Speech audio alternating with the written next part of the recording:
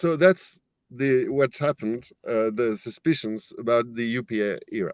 And then in 2015, as you already explained, the tender was abruptly and surprisingly cancelled and replaced by the purchase of 36 flyaway Rafales, so all made in France. So that was the beginning of the Modi era on the case.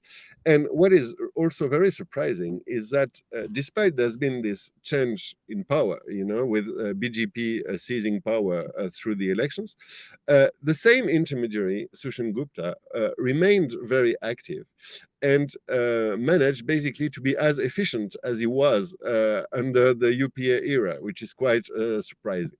And during this period, there's been other very striking events that happened. And the most striking one is first that Sushan Gupta managed to obtain. So he was the agent of Dassault. He managed to obtain, we don't know how, very sensitive and confidential documents from the Ministry of Defense of India regarding the activities of the Indian negotiating team that was negotiating the deal with the French government. And we got the proof that he obtained minutes, confidential minutes of the meetings of the INT, of the Indian negotiating team.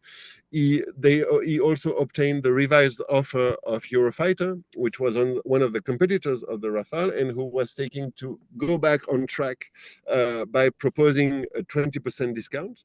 And so they obtained this revised offer from Eurofighter, which of course was very helpful for Dassault for our negotiations. And they even obtained confidential documents from the INT about the way the Indian negotiating team was calculating the prices. And of course, you talked about it just before, one of the controversies on this deal is about the price.